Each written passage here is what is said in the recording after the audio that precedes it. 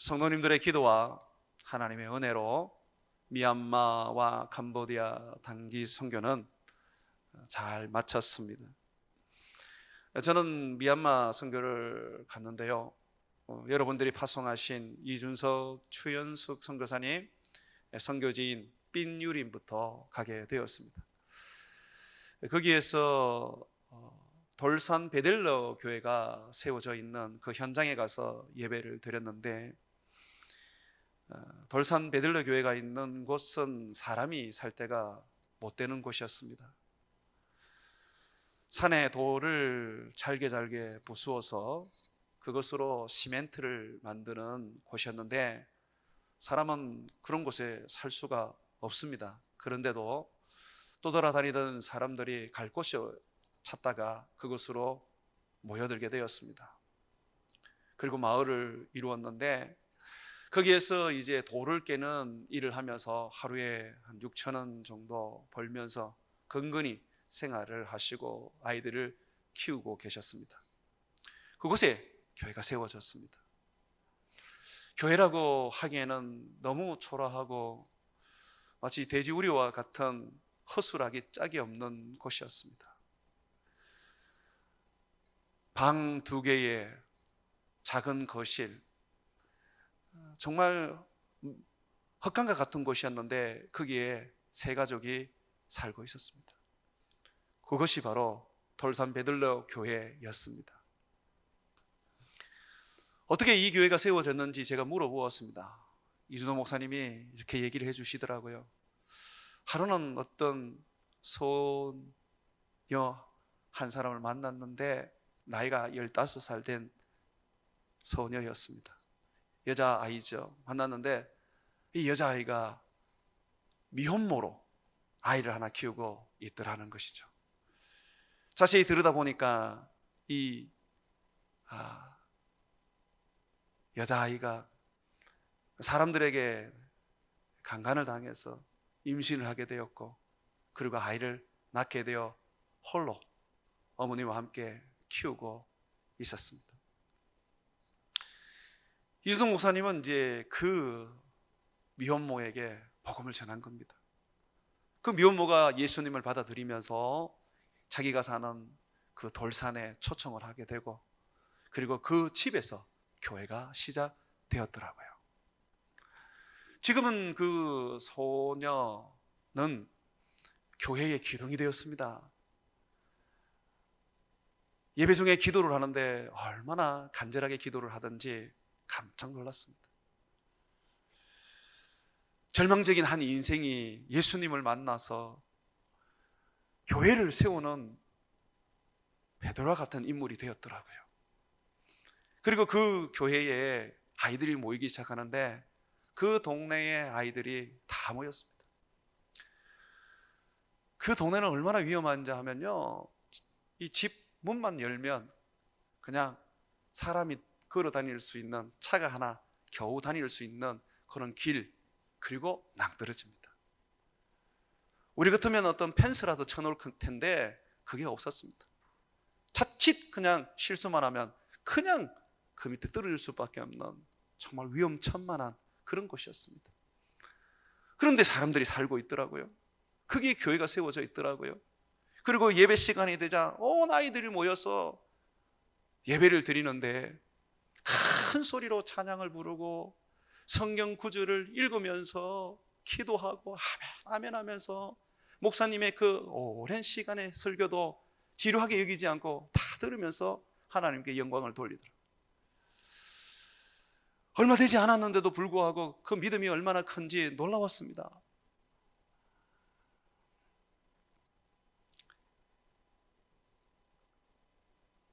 한 미혼모 소녀였던 한 여인의 그 인생이 예수님으로 말미암아서 그곳에 천국이 만들어진 것입니다. 헛간과 같은 곳이었지만은 그러나 그곳에서는 하나님의 역사가 일어나고 영광이 나타나는 사랑의 공동체였습니다. 하나님의 역사는 이렇게 일어나는 것 같아요. 우리가 아무것도 없이 절망적인 상황이 되었을 때 세상에서 버림받고 외면받고 학대당했을 때 하나님의 역사가 일어나는 것 같아요. 이준석 목사님을 이어서 김영민 목사님 거요나 공동체에 가서 3번의 말씀을 전할 수가 있었습니다. 준비된 말씀이 아니었습니다. 급하게 설교를 요청을 해서 이제 그곳에서 제가 예수님에 대한 설교를 하게 되었습니다. 예수님의 십자가, 예수님의 부활, 그리고 예수님이 보내주신 성령, 이 3가지를 가지고 제가 설교를 하는데, 첫째 날 예수님의 그 죽으심에 대한 설교를 하는데 거기에 있는 아이들과 청년들이 통곡을 하더라. 늘 우리가 듣던 예수님의 그 죽으심, 예수 그리스도를 믿는 자는 예수님이 죽으심과 함께 죽었다. 우리는 예수와 함께 죽었다. 더 이상 우리는 우리 인생을 사는 것이 아니다. 우리 인생은 다 죽고 우리 안에 예수님이 계시는데 그분을 믿는 믿음 안에서 산다라는 메시지였습니다. 근데 그 메시지가 그 청년들에게 또 그 아이들에게 통곡의 시간이 되게 했습니다. 사실 저는 조금 의아해 했습니다. 예수님이 죽으신 그 십자가의 복음 안 들어본 것도 아닐 텐데, 너무나도 늘 우리가 접하는 그런 생명의 복음인데 어찌 이것이 저렇게 가슴을 치며 울 일이 되는가? 나중에 선교사님을 통해서 알게 되었는데, 그 공동체가 세워지고 난 다음에 2번째로, 그리고 그것으로 공동체를 옮기고 난 다음에는 1번째로 일어난 통곡이었다고 합니다. 영적 대가성이 일어난 것이죠. 무엇 때문에 그렇게 일어났느냐 더 얘기해 주시더라고요. 바로 내가 예수와 함께 죽었다는 것입니다. 청년들과 아이들은 많은 상처를 가지고 있었습니다.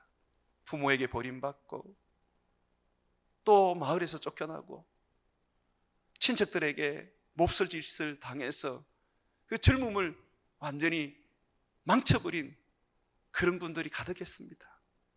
그런 분들이 예수님을 믿지만 여전히 그 과거 속에 사로잡힌 채, 그 상처 속에 붙잡힌 채 살아가고 있었던 것이죠. 그런데 예수님의 죽음이 내 죽음이라는 것을 알고 난 다음에, 예수의 죽음이 나의 죽음이라는 것을 알고 난 다음에 그들은 통곡을 하면서 그 예전의 과거의 그 고통과 그 저주스러운 그 삶의 그 모든 것들을 떨쳐낼 수 있었던 것입니다. 그래, 나는 예수님을 믿음으로써 나는 죽은 거야. 죽었다면 과거는 없어. 이전에 내가 살아왔던 그 인생의 수많은 아픔과 괴로움과 고통은, 그래, 이제는 그리스도의 십자가에 못 박힌 거야. 그렇게 깨달으면서 거기에서 통곡하며 울었다는 것이죠. 여러분 한번 보십시오. 돌산교회에서 미혼모였던 한 절망적인 소녀가 예수님을 만나면서 교회로 바뀌어버리고, 그 돌산의 절망적인 사람들이 하나님으로 인하여 기쁨의 예배를 드릴 수 있었던 것과 같이, 또 구요나에 자기가 죽었다는 것을 알고 거기에서 비로소 과거와 이전에 살아왔던 삶의 그 쇠사슬에서 자유할 수 있었던 그 축복입니다. 오늘 말씀에도 여러분 보시면 가나에 한 혼인잔치가 있었는데, 한참 혼인잔치가 진행되고 있는데 그만 포도주가 다 떨어져 버린 거예요. 잔치에 포도주가 없다는 것은, 이것은 큰일입니다. 사람들은 혼인잔치를 위해서 먼 곳에서 온 분들입니다. 물론 가까운 곳에서 온 분들도 있겠죠. 어쨌든 간에 신랑 신부를 즐겁게 해주고 기쁘게 하면서 함께 기쁨의 시간을 가지고자 하는데 포도주가 다 떨어져 버린 거예요. 아마 가난했던 것 같아요. 돌산교회와 같이 너무나도 가진 게 없었던 것 같아요. 그런데 그때부터 기적이 일어나기 시작했습니다. 만약에 그 혼인잔치가 포도주로 풍성했던 부유한 잔치였다면 물로 포도주가 된 예수님의 기적은 일어나지 않았을 것입니다. 포도주가 다 떨어졌을 때에 주님은 그곳에서 물로 포도주를 만들어 전혀 먹어보지 못한 극상품 포도주를 사람들에게 주어 기쁨이 넘치게 해 주셨습니다. 돌산교회도 한 미혼모가 예수님을 만남으로써 다 떨어진 인생, 다 망쳐버린 인생이 주님의 교회를 세우는 아름다운 인생으로 바뀌어져 버린 것이죠. 내가 그리스도와 함께 죽었다는 것을 깨닫고 자기의 인생이 이제는 그리스도와 함께 죽었다는 것을 이제 느끼고 비로소 과거의 그 긴 쇠사슬의 악몽을 떨쳐낼 수 있었던 것처럼 하나님께서는 오늘 우리들에게 말씀하십니다. 너희 포도주가 떨어졌느냐? 너희 과거가 너희 발목을 잡고 더 이상 살아가지 못하도록 만들고 있느냐? 가난함이 너무 커서 어떻게 살아야 될지 모르겠냐? 아무리 병원을 다녀도 건강이 회복되지 않냐? 너 인생이 그렇게 다 떨어진 인생이냐? 그렇다면 내게 오라. 내가 너희로 하여금 값없이 물을 주며 내가 포도주를 주어 내가 너희를 살리리라 고 말씀하십니다. 다 떨어진 인생, 세상에서는 절망이지만 예수 앞에 있는 우리에게는 기회입니다. 주님은 그렇게 시작하십니다. 우리 교회는 어떻습니까? 신음동 공장에서 뒤에는 한센병 드셨던 분들이 살았던 그 마을, 그리고 장례식장이 있고 그냥 사람들이 오기에 어려운 그런 환경이었지 않습니까? 그러나 주님은 그곳에서 빛을 밝히시며 결국 이 땅과 세계 여러 곳에 주님의 새 포도주를 나누어 주게 하시는 축복의 도구로 사용해 주셨습니다. 그러므로 가난은 기회입니다. 질병은 기회입니다. 망쳐진 인생은 기회입니다. 과거의 상처와 나를 붙잡고 있는 마음의 고통은 기회가 될 수 있습니다. 예수님께 나오기만 한다면 예수님은 물이 변하여 극상품 포도주가 되게 하여 큰 기쁨과 은혜 살게 해 주십니다.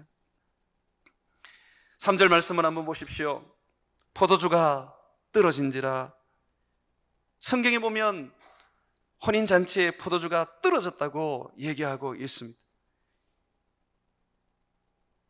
예수님은 이 떨어진 포도주가 떨어진 이 혼인집에 기적을 일으키셨습니다. 7절 말씀을 한번 보십시오. 예수께서 그들에게 이르시되 항아리에 물을 채우라 하신즉 아기까지 채우니 이제는 떠서 연회장에게 갖다 주라 하심에 갖다 주었더라. 포도주가 떨어지고 남은 거락은 그저 항아리에 있는 물밖에 없었습니다. 근데 성경에 보면 그것도 없었습니다. 그래서 하인에게 물을 떠가 오라고 해서 그 항아리에 물을 채우게 하셨습니다. 이 항아리는 정말 볼품없고 가치 없는 항아리였습니다. 이것은 사람이 먹는 물을 담아놓은 통이 아니었습니다. 이거는 그저 사람들이 바깥에 있다가 들어오면 그 발에 먼지를 씻어주는 그런 것에 불과했었습니다. 하찮은 것이죠. 그런데 주님께서는 이 하찮은 것을 극상품 포도주가 되게 해 주셨습니다. 포도주가 다 떨어져야지만이 일어날 수 있는 하나님의 역사였죠. 주님은 우리들에게 이 땅을 살아가는 목적을 여기에 하나 던져주고 있습니다. 얘들아, 세상 곳곳에는 포도주가 다 떨어진 것처럼 떨어진 인생으로 인하여 고통받는 사람이 많단다. 너희가 가서 물로 된 포도주를 주어라. 여러분, 이 물로 된 포도주가 무엇입니까? 우리 주 예수 그리스도 아닙니까? 저는 미얀마 선교를 가서 사람들에게 기쁨을 주고 즐거움을 줄 수 있었던 것은 하나밖에 없었음을 고백합니다. 바로 예수입니다. 이준석 목사님의 가정에 방문했을 때 아이들을 보니까 너무 좋더라고요. 3년의 세월이 지나면서 큰아이 선우는 중학교 2학년이 되고, 둘째는 초등학교 4학년이 되고, 그리고 이곳에서 태어났던 막내 유교민은 초등학교 1학년이 되었습니다. 너무 반가웠습니다. 눈물이 났습니다. 그런데 저는 이내 충격을 받고 말았습니다. 아이들을 보는 순간 아이들에게 기쁨이 없고 말을 아이들이 잃어버렸다는 것을 볼 수 있었습니다. 선교사 자녀들에게 종종 볼 수 있었던 그런 큰 힘겨운 일이었습니다. 코로나 3년 동안 아이들은 학교도 다닐 수 없었고, 설령 학교를 다닌다 하더라도 현지인들은 외국인을 자기 학교로 받아들이지 않았습니다. 조금 멀지만은 국제학교라도 있지만 보낼 수가 없었어요. 거기는 돈이 너무 드니까. 그래서 집에서 인터넷을 통해서 검정고시를 준비를 했습니다. 그런데 3년이라는 세월 속에서 전혀 현지인들 아이들과 어울리지도 못하고 그저 부모 밑에서 집안에만 있었습니다. 얼마나 그 아이들이 힘에 겨웠겠습니까? 마치 포도주가 다 떨어진 것처럼 아이들에게는 그 아이들만이 가질 수 있는 그 즐거움이 다 떨어져 버렸어요. 뭐만 해도 웃던 그 아이들이었는데 아이들에게는 웃음도 다 떨어져 버렸어요. 키는 얼마나 큰지, 큰 아이는 중학교 2학년이지만 저 키 정도 되는 것 같아요. 작은 아이는, 둘째 아이는 초등학교 4학년인데도 이미 160이 넘는 것 같아요. 그런데 이 아이들에게서는 어떤 생명도 느끼지 못할 정도로 고단한 삶이 보였습니다.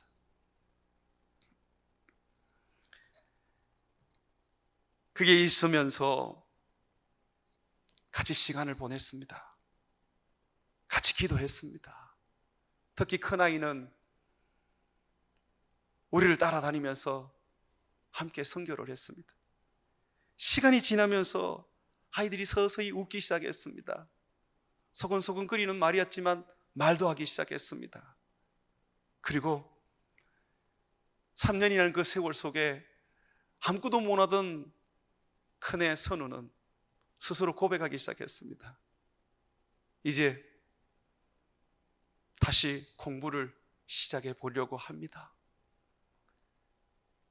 어려움이 있고 힘겨움이 있지만 그러나 검정고시를 다시 준비해서 저도 한국으로 가서 대학하겠습니다.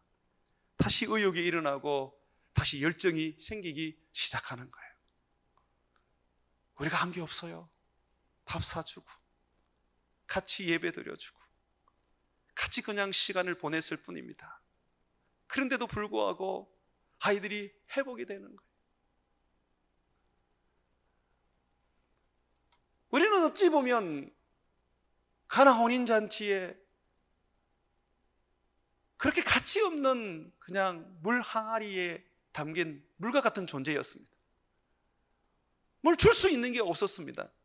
그런데 그냥 예수님의 이름으로 교회가 보는 선교로 그들과 같이 함께 먹고 함께 시간을 보내면서 그들은 우리를 통하여 주시는 주님의 그 새 포도주를 맛보며 살아나더라는 것이죠.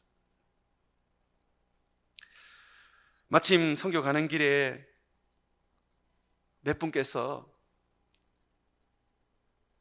아이들 교육비에 좀 서달라고 주신 게 있습니다.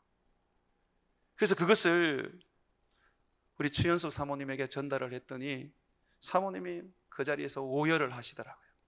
얼마나 우시던지. 그게 돈이 좋아서 우신 게 아니에요. 왜 우셨느냐 하면 교회가 우리를 기억해 주시는군요.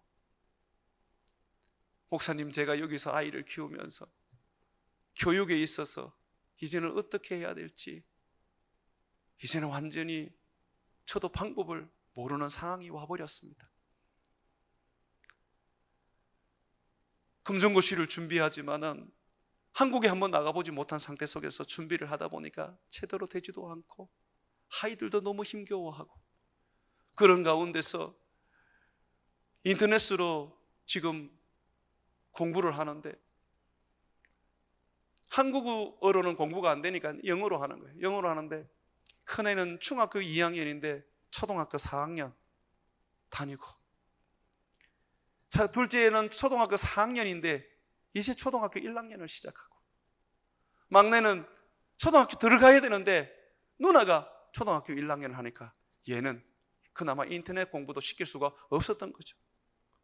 그러면서 자기 나름대로 그래도 지금 인터넷 학교라도 다니고 있잖아 라고 위로를 받고 있었다는 거죠. 그런데 주님께서 우리를 통하여서 주님의 사랑을 나누니까 거기에서 그냥 오열을 했던 것입니다. 저도 생각을 못했어요, 자녀 교육에 대해서. 그런데 몇 분이 기도하면서 자꾸 그 자녀들이 생각이 나고 그 자녀들에 대해서 뭔가 해야 된다는 것을 이제 하나님으로부터 받아서 이제 하신 거거든요.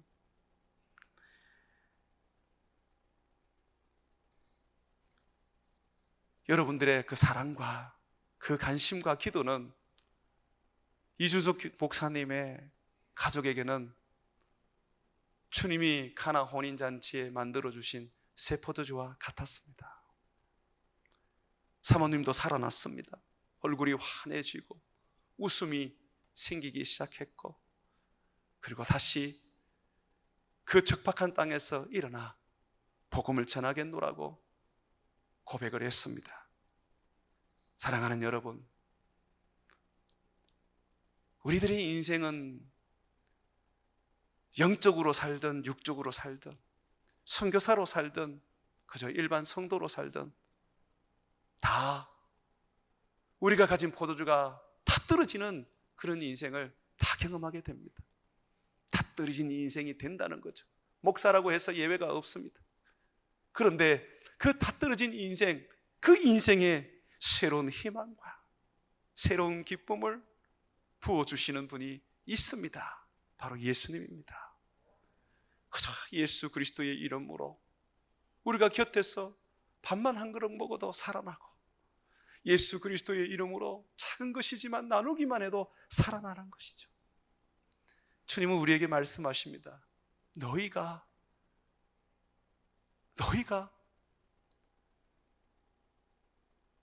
새 포도주를 나누어 주는 자가 되어라고 말씀하십니다.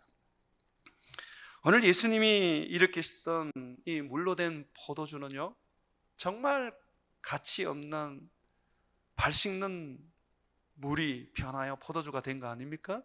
그리고 이 일을 한 사람은 혼인잔치에 초대받은 사람이 아니라 혼인잔치에 일하는 하인들이었습니다. 주님은 오늘 우리에게 보여주십니다. 이 하잘것없는 물이, 사람들은 발 한 번 씻고 버리는 그런 가치 없는 물이 사람들에게 큰 기쁨을 주는 주님의 보혈을 상징하는 포도주가 될 것이다. 혼인잔치에 참여하지 못하고 그저 죽도록 일하는 하인들이지만 그들이 바로 주님의 기적을 일으키는 도구가 될 것이다. 여러분 한번 보십시오. 11절에 예수께서 이 첫 표적을 갈릴리 가나에서 행하여 그의 영광을 나타내심에 제자들이 그를 믿으니라. 여기 보십시오. 주님이 첫 기적을 가장 하찮은 것으로 시작하셨고 가장 볼품없는 사람으로 시작하셨습니다. 그것들을 통하여서 주님은 자기의 영광을 나타내셨고 하나님을 보여주셨다는 것이죠. 그리고 사람들로 하여금 믿게 만드셨습니다. 우리 주님은 우리 교회가 또 우리의 선교사가 그렇게 살기를 원합니다. 실질적으로 돌산교회나 구현한 공동체나 선교사님들을 통해서 얼마나 많은 하나님의 그 은혜가 쏟아지는지 모르겠더라고요. 그곳에서 드려지는 예배와 그곳에서 하나님을 부르는 그 소리들은 흡사 70년대, 80년대 한국교회에서 볼 수 있었던 풍경이었습니다. 우리는 왜 그것을 잃어버렸을까요? 그 성령의 불, 그 뜨거운 불이 1900년 한국에 불어와서 70년간 우리 부모와 우리 할아버지와 우리까지 태웠는데 왜 우리의 지금의 세대들, 다음 세대들에게는 꺼져버린 것일까요? 우리에게 여전히 포도주가 남아있기 때문에 그렇습니다. 주님의 포도주가 아니라 내가 준비해서 내가 잔치할 수 있는 나의 포도주가 남아있기 때문에 거기에는 주님의 역사가 일어나지 않는 것이죠. 사랑하는 여러분, 저는 한국교회가 정말 큰 위기에 처했구나 하는 생각을 하고 돌아왔습니다. 부르짖어 기도하며 주님을 간절히 찾던 우리들의 이전 모습을 선교지에서는 여전히 발견할 수 있었습니다. 악기가 없었고 거기에는 어떤 음악 선생도 없었지만 음정도 틀리고 박자도 틀리지만 큰 소리 내며 하나님을 찬양하던 그 모습들은요, 어떤 악기를 가지고 연주하는 것보다 더 아름다운 오케스트라였습니다. 지금 우리 한국교회는 우리 가슴 속에 부유함으로 인하여, 우리의 육체 속에 그 부유함으로 인하여 주님의 포도주가 필요하지 않다고 말하고 있습니다. 마치 라오디게아 교회처럼 말입니다. 우리의 이 부유함이 우리를 죽이고 있습니다. 선교지에는 그 가난함이 그들을 살리고 있습니다. 그들의 인생에는 다 떨어진 포도주밖에 없기 때문에 주님은 날마다 새 것으로 공급해 주시고 계십니다. 그러나 우리는 어떻습니까?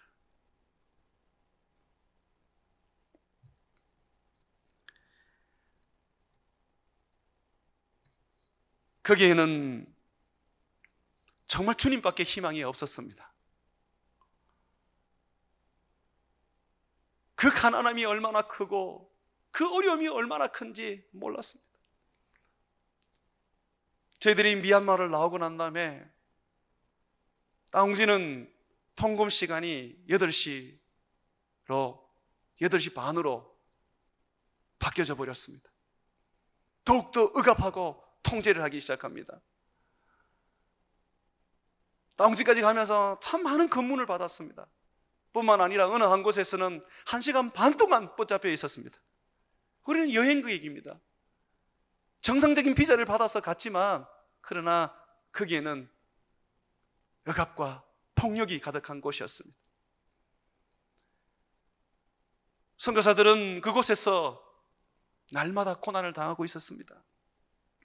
어느 때는 자고 있는데 경찰들이 들어닥치면서 문을 두드리고 아이들도 다 깨워서 거주증을 내놔라고 행패를 부린다는 겁니다. 그러면 작은 돈이라도 줘야지만이 그 사람들이 떠나가는 거예요. 동네 북으로 선교사들이 전략을 했더라고요. 왜 그들이 거기에 남아있는 것일까요? 거기에 선교사님이 그런 이야기를 하더라고요. 목사님, 우리는 한국에 있을 때는 별 설모가 없었습니다. 그런데 이 선교지에 나와서 우리가 서임을 받는데 정말 다 떨어진 인생들 새로운 포도주로, 새로운 주님의 축복으로 우리가 그것을 공급하는 자가 될 수 있었습니다. 한국에서는 환영받지 못하는 설교지만 선교지에서는 인정받고 선교지에서는 기쁨을 나눌 수 있는 그런 사람들입니다.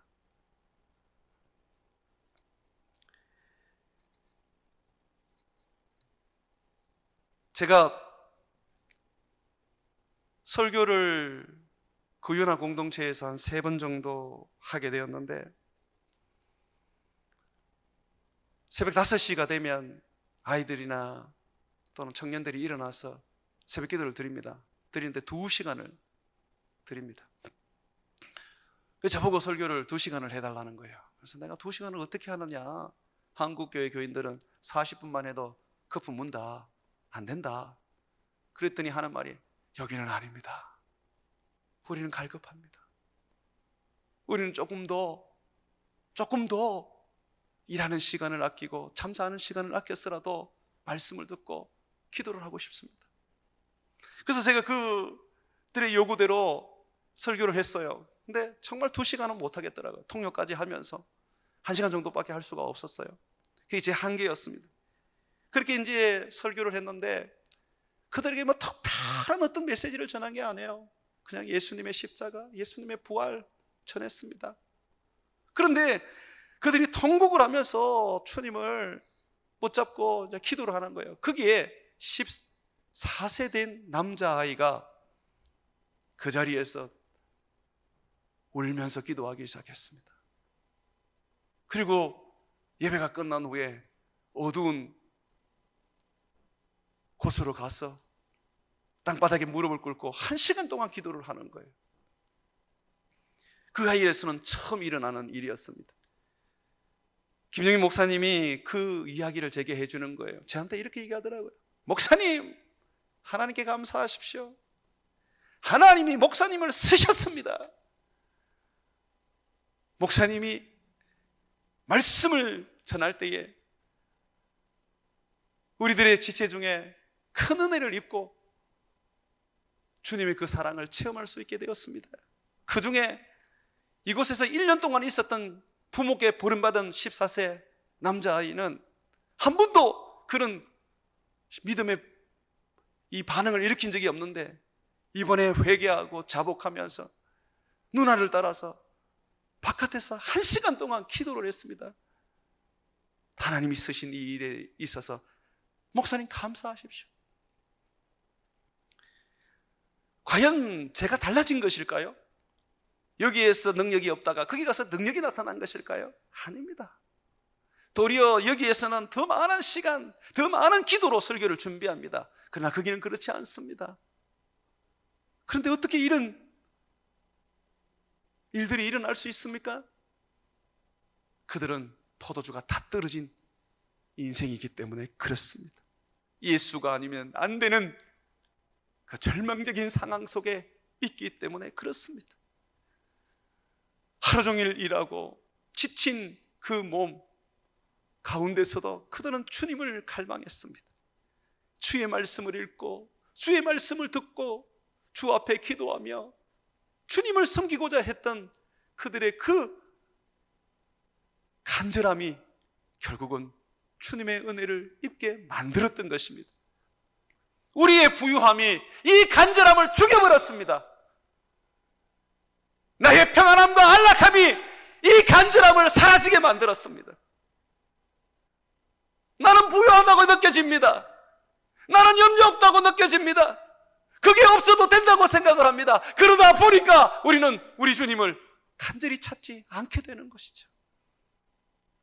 도대체 누가 부유한 겁니까? 우리가 부유한 겁니까? 안 그러면 선교지에 있는 그 가난한 분들이 부유한 것입니까?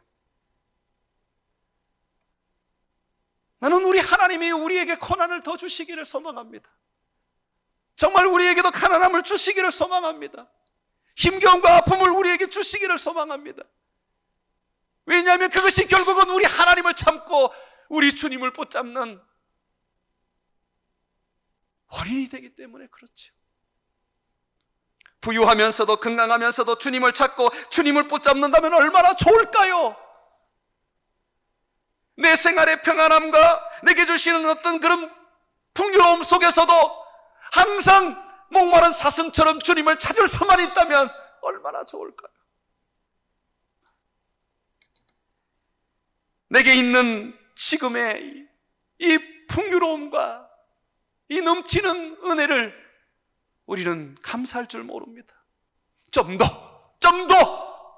하나님, 나 저 사람과 비교했을 때 이것밖에 되지 않잖아요. 좀 더 주세요. 하나님, 나는 그래도 예수를 믿잖아요. 안 믿는 사람보다는 좀 나아야 되지 않겠어요?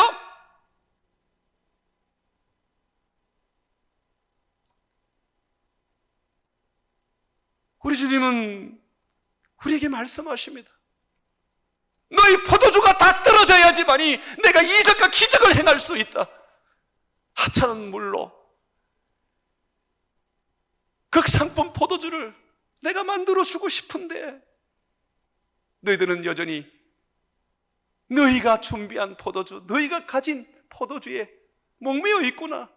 내가 언제 너희를 위하여 이 기적을 행하랴 하시는 것입니다. 사랑하는 성도 여러분, 가난해지십시오. 목말라지십시오. 절망 속에 주님밖에 보이지 않는 그런 환경을 가지십시오. 그래야지만이 여러분이 삽니다. 주님 없는 인생은 지옥입니다. 선교지는 환난과 핍박으로 어려움을 겪지만, 믿음의 어려움을 겪지만, 우리는 세상의 유혹과 부유함과 나태함과 가진 것에 감사할 줄 모르는 그 저주스러운 것으로 예수님을 떠나게 될 것입니다.